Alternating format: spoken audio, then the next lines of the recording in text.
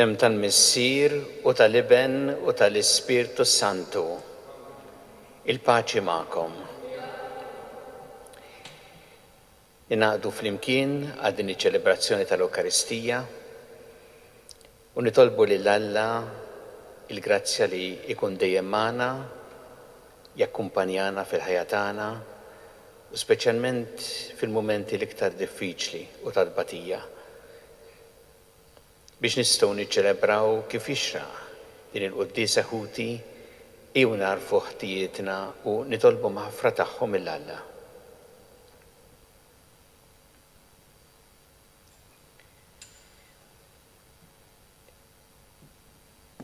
Inti t-triq li twassalna int il-Missier mulej ħnejna. Inti l-verità li tmexxina lejn il-ġid Kristu ħnejna. Inti l-ħajja li bija ngħixu fik mulej ħnejna. Iħenna lina Alla li jista' kollox, jaħfrinna dnubietna u jwassalna għal ħajja ta' dejjem. Nitolbu. Mulej Alla tagħna għatina l-għajnuna tiegħek biex bil-ħeġġa kollha ta' qalbna ngħixu b'dik l-istess imħabba li urina ibnek meta kien moti għal mewt għalina u li hu Alla u miegħek jgħixu jissaltan flimkien mal-Ispirtu Santu għal dejjem ta' dejjem.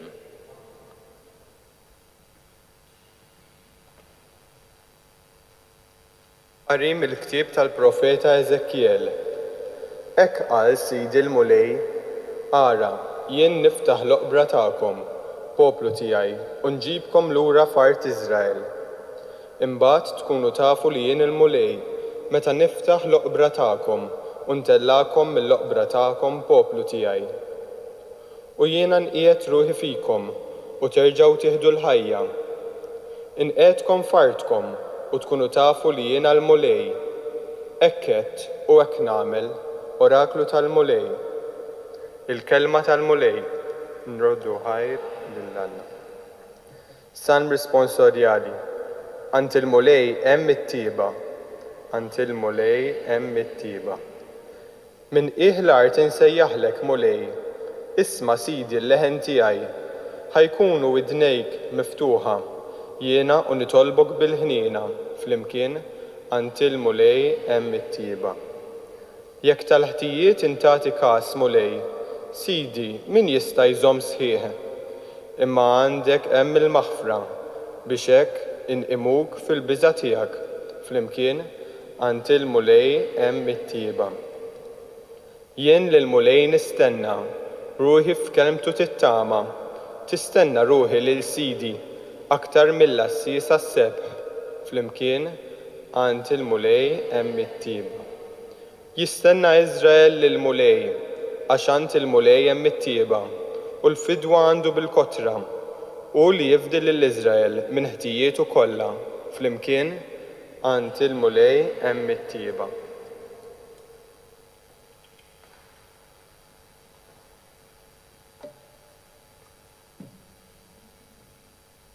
It-tieni qari mill-Ittra ta' San Pawlu Apostlu lir-Rumani. Ħuti, dawk li jgħixu skont il-ġisem ma jistgħux jogħġbu lill-Alla. Issa intom m'intomx taħt il-ħakma tal-ġisem, imma tal-Ispirtu. La darba hemm l-Ispirtu tal-Alla jammar fikom.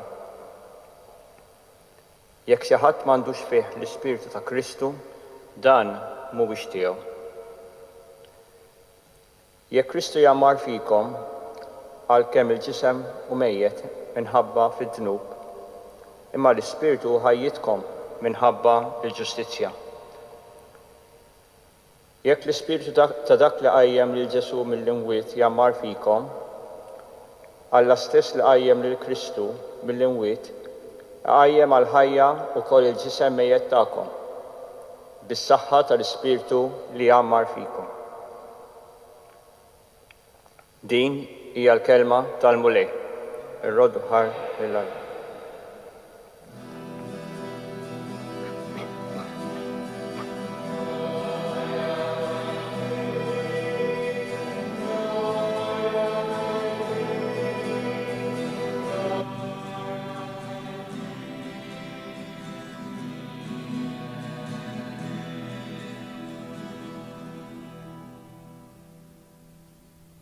aw mint u l-ħajja jgħid il-mulej.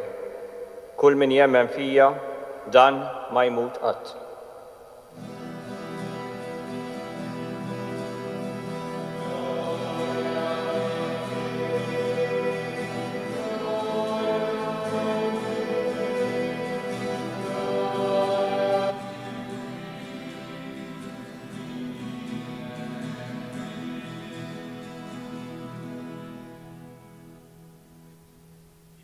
Għakom.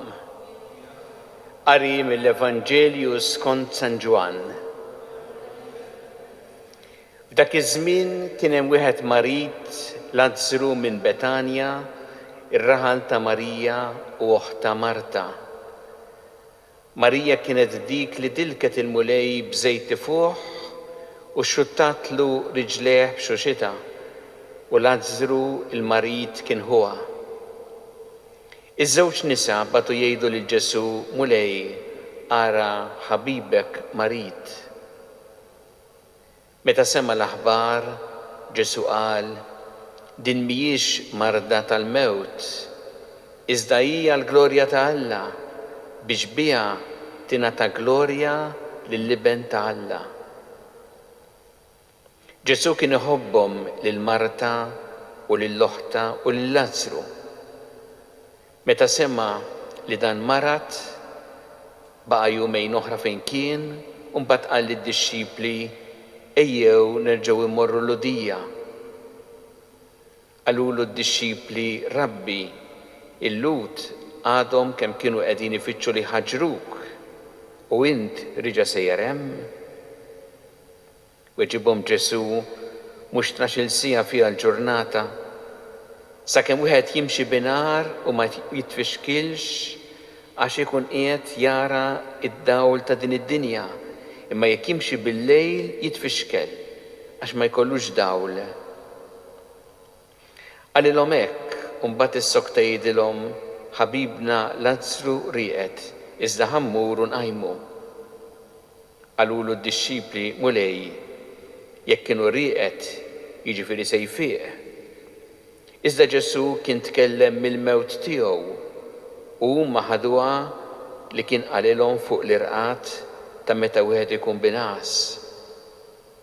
Imbagħad qalilhom ċaru tont Lazzru miet. U jiena nifraħ minħabba fikom li ma kontx hemm ħalli temnu, iżda ejjew immorru saħdeħ. Tumas imlaqqa mit-tewmi qal li sħabu d-dixxipli immorru aħna wkoll ħammutu miegħu. Meta wasal, Ġesu sab li Lazzru kien ġajlu 4 fil-qabar. Betanja kienet qrib Ġerusalemm, xi 15 il-stadju lem minna. Ħafna lut kienu ġew għand Marta u Marja biex ifarġuhom minħabba ħuhom. Kif mela semet li kien ġej Ġesu, Marta ħarġet tilqgħu, iżda Marja baqgħet id-dar. Marta qalet il-Ġesu mulej kieku kontaw hija ma kienx imut. Imma wkoll issa jiena naf li kull ma inti titlob il-Alla Alla jagħtihulek. Ġesu qalilha ħuk jerġa' iqum. Qaltlu Marta jiena naf li jerġa' jqum fil-qawmien mill-imwiet fl-aħħar jum. Qalilha Ġesu jienu il-qawmien u l-ħajja. Kull min jemmen fija u koll jekk imut jgħix. U kull min jgħix u jemmen fija dan ma jmut qatt. Temnu inti dan? Weġbitu iva mulej, jiena nemmen li inti l-Messija li ben ta' Alla, dak li ġi fid-dinja. Kif qalet dan marret issejjaħ il-oħta Marija u minn taħt l-sin qaltilha li mallem hawn u qiegħed isejjaħlek. Dik ma li semmeta qamet minnu fih u marret ħdeħ. Ġesu kien għadu ma daħalx fir-raħal, imma baqa' fejn kienet ġiet tiltaqa' miegħu Marta. Il-lut li kienu d-dar ma' Marija biex ifarġuha, kif rawa tqum malajru toħroġ, marru warajha għax stħajluha sejra lejn il-qabar biex toqgħod tibki hemm. Meta Marija waslet fejn kien Ġesu u ratu inxteħtet f'riġlejh tgħidlu mulej kieku konta u ħija ma kienx imut. Ġesu kif ra lilha tibki u l-lut li ġew magħha jibku wkoll ħassruhu mqanqal u tħawat ħafna. Fejn qedtuh staqsihom. Huma weġbuh mulej ejja u ara. U Ġesu beka. Għalhekk il-lut qalu ara kemm kienu ħobbu. Iżda xi ħud minnhom qalu ma setax dan il-bniedem li feta' għajnej l-ama jagħmel ukoll li dan ma jmutx. Ġesu ħassruhom mqanqal għal darb'oħra u resaq lejn il-qabar. Dan kien qar magħluq bi blata fuqu. Ġesu qal neħħu l-blata. Marta oħt il-mejjed qaltlu mulej, issa beda jrejjaħ, ġajlu 4 ijiem mejjed. Għalilha Ġesu mettlikx li jekk inti temmen tara l-glorja ta' Alla. Imbagħad neħħew il-blata. Ġesu refa' jnejh il-fuq u qal Missier, irrodlok ħajli smajtni, kont naf li int dejjem tismani, imma qed dan minħabba n-nies li hawn madwari biex huma jemmnu li inti batni.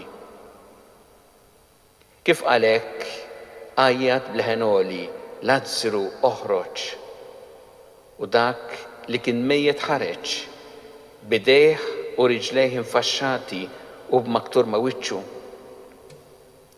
Ġesu qalilhom ħollulu il-faxex u ħalluh imur. Ħafna mill-lut li kienu ġew għand Marija u raw dak li jagħmel Ġesu emmnu fih. Il-kelma tal-mulej.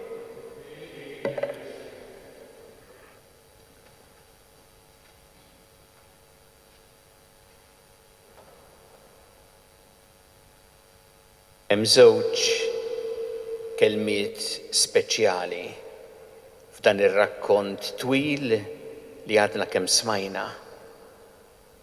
Ġesu beka.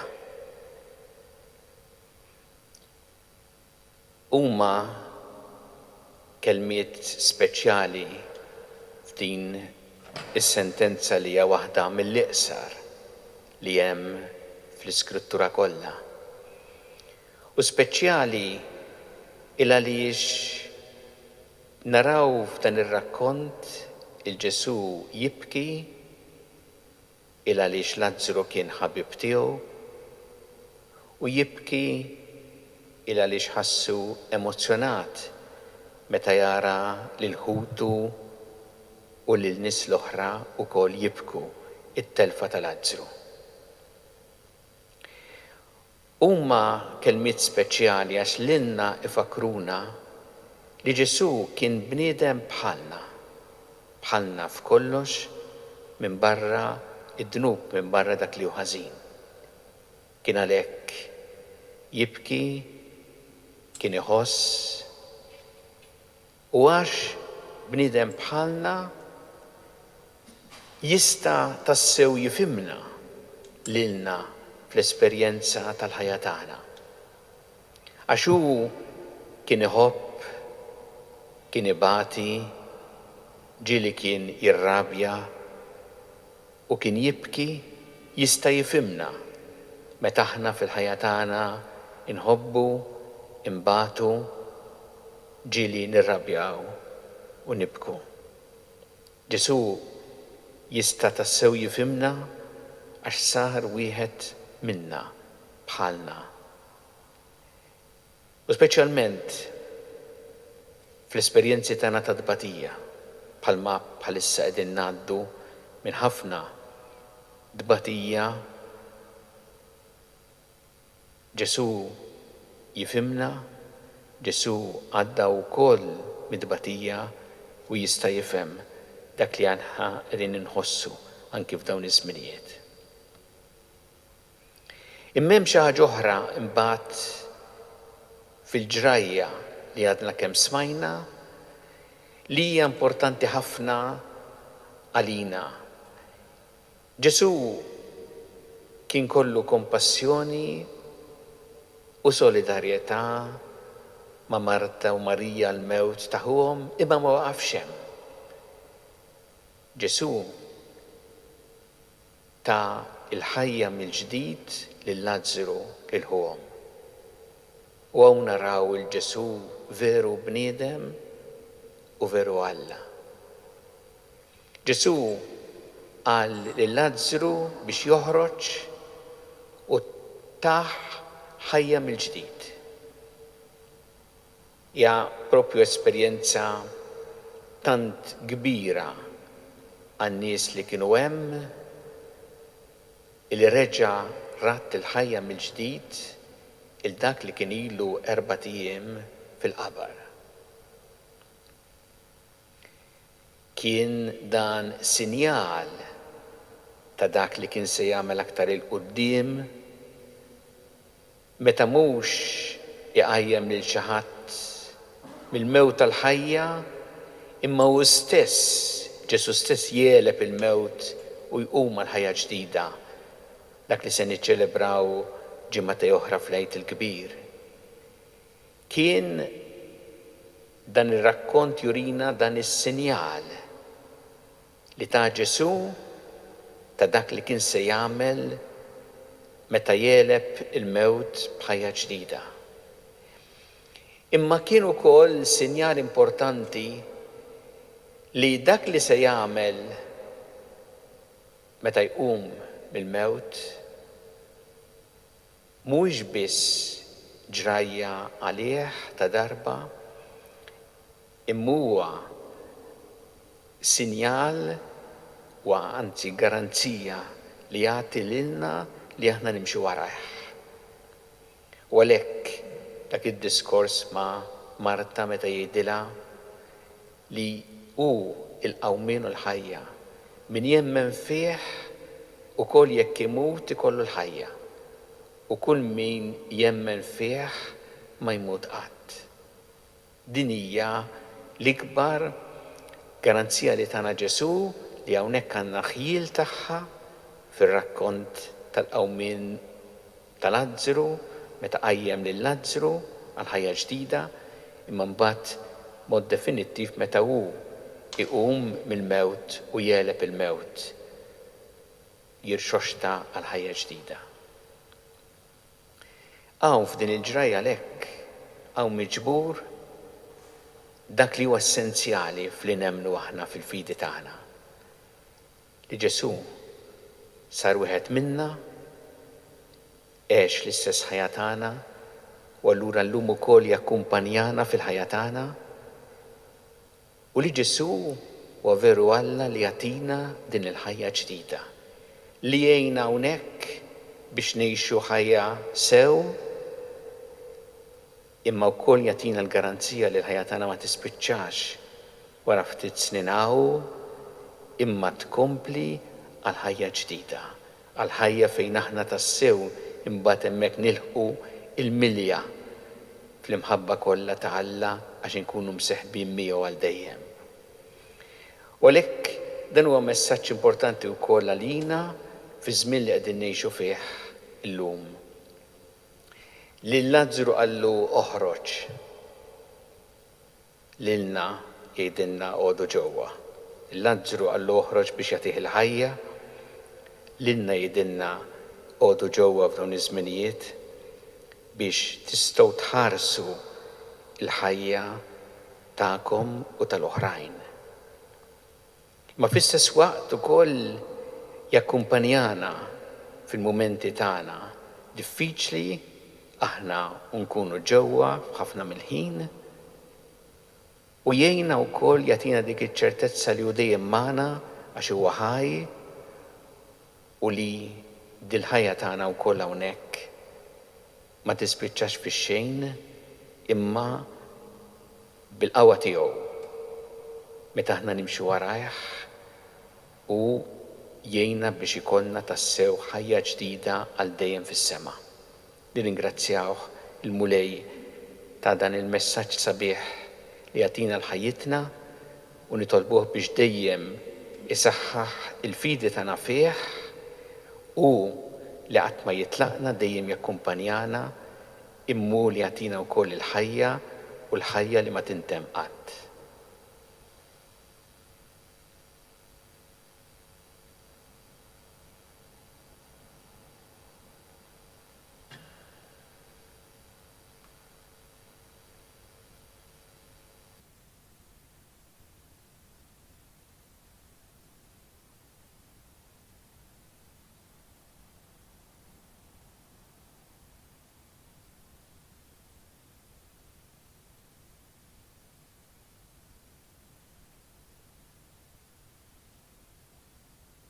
Imkien namlu l-istqarrija tal-fidi tagħna.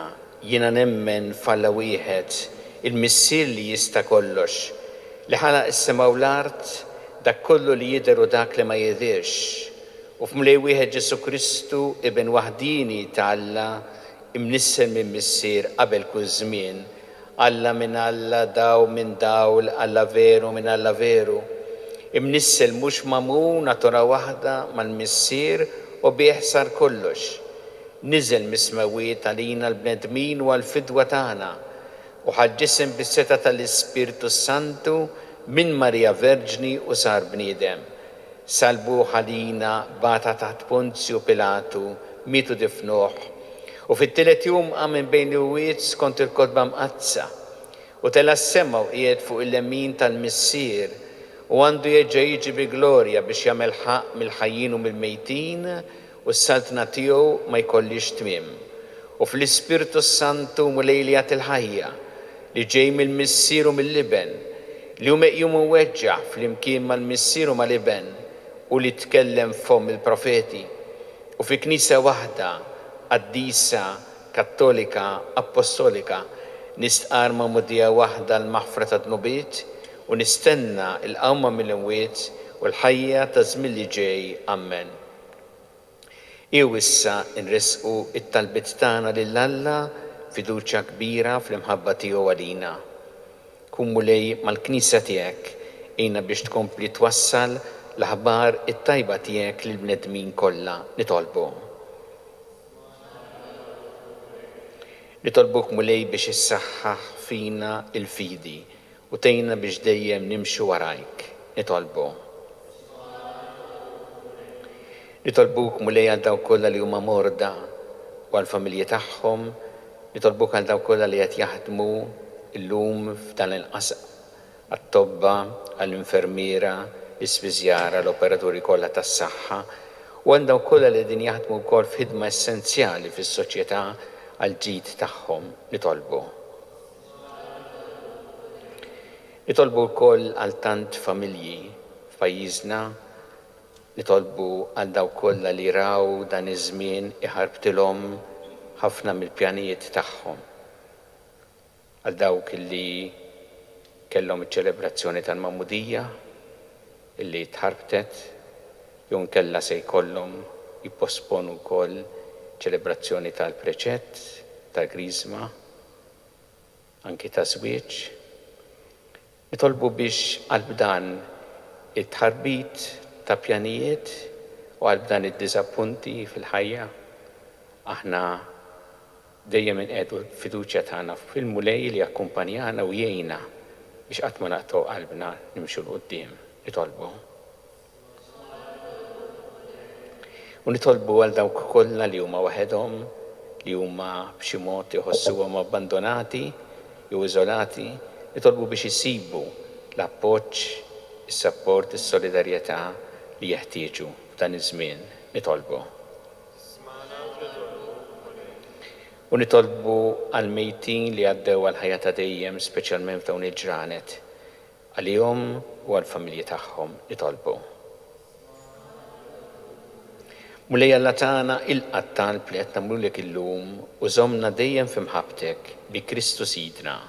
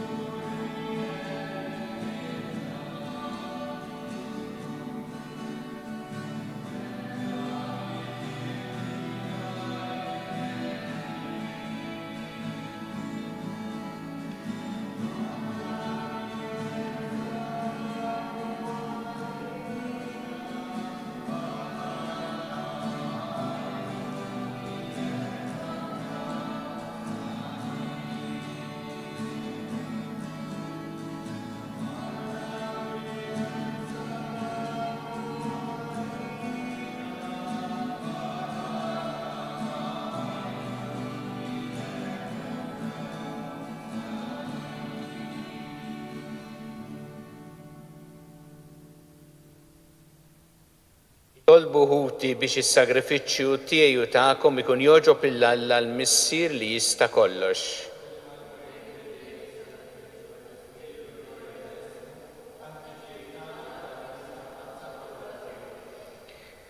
O Alla li tista' kollox għati widen għat-talb tagħna u bis-saħħa tas-sagrifiċċju li nofrulek nadda fil-qaddejja tiegħek li minn għandek ħadu t-talim tal-fidi nisranija bi Kristu Sidna.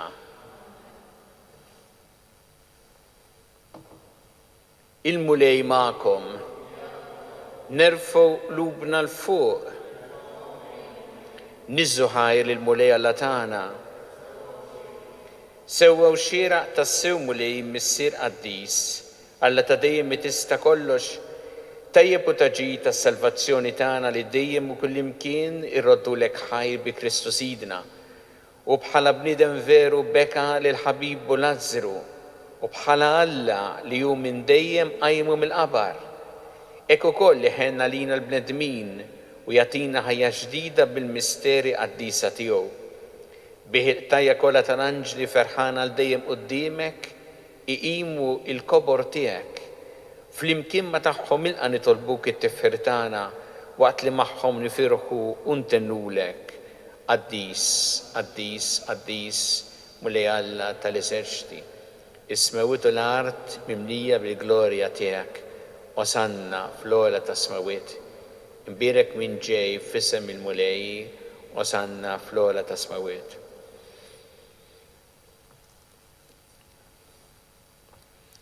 Qaddis tas-sewint mulej inti l-għajn ta' kull qdusija.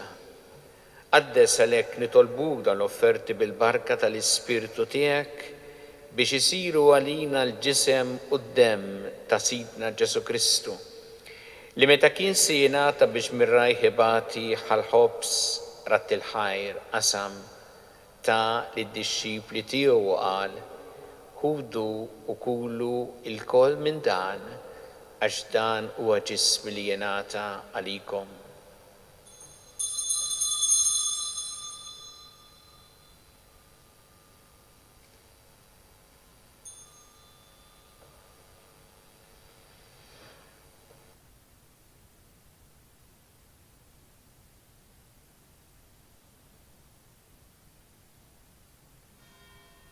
Ekk ukoll wara li klaħa il-kalċi reġarat il-ħajr ta' lid-dixxipli tiegħu qal, ħudu u jxorbu minnu l-koll, għax dan huwa l-kalċi ta' demmi tal-patt il-ġdid li jibqa' dejjem. Id-demm li jixxerret għalikom u għall-bnedmin kollha għall-maħfra ta' tnubiet. Għamlu dan b'tifkira tiegħi.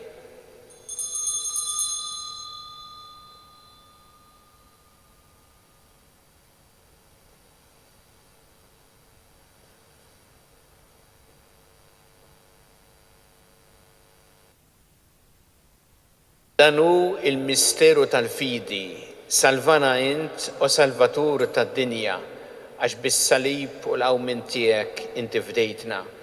Għalhekk aħna nagħmlu dan b'tifkira tal-mewt u l-qawmien ta' Sidna Ġesu Kristu, nofrulek mulej il-ħobs tal-ħajja u l-kalċi tas-salvazzjoni, u rroddulek ħajr għax oġbok tilqana u quddiemek biex naqduk.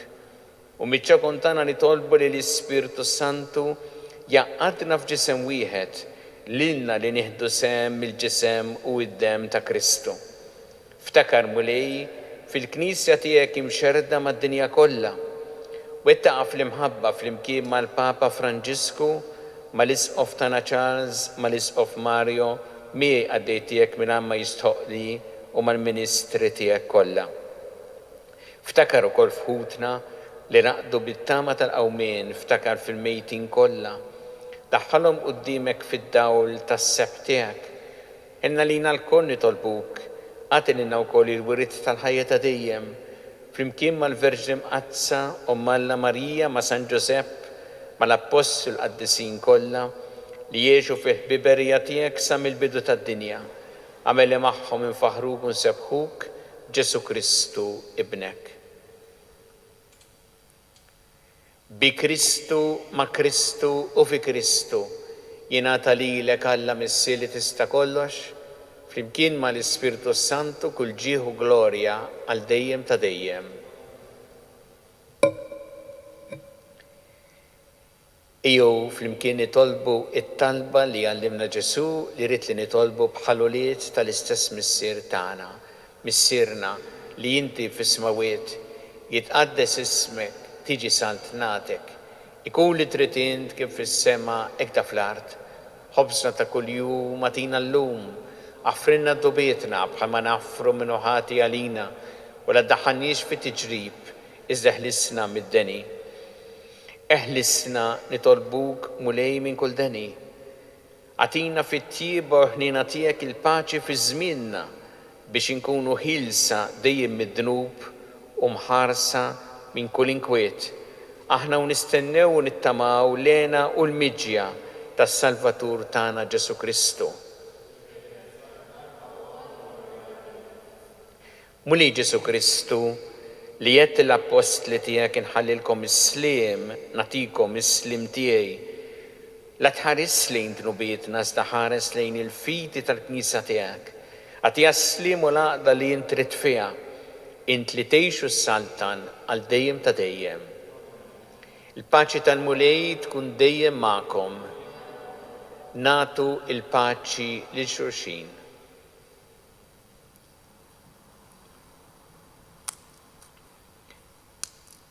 Ħaruf Talla li tneħħi dnubiet tad-dinja ħenna lina. Ħaruf Talla li tneħħi dnubiet tad-dinja ħenna lina. Ħaruf Talla li tneħħi dnubiet tad-dinja għatina l-paċi. Mulej Ġesu Kristu binalla l-ħaj bil-mewt tiegħek kif rid minnek il-missier u bil-ħidma tal-Ispirtu Santu inti tajt il-ħajja lid-dinja. B'dan il-ġisem quddiem qaddis tiegħek eħlisni minn kollha minn kull ħażen. Żomni dejjem fidili l-ikmandamenti tiegħek u tħallini qatt ninfiret minnek.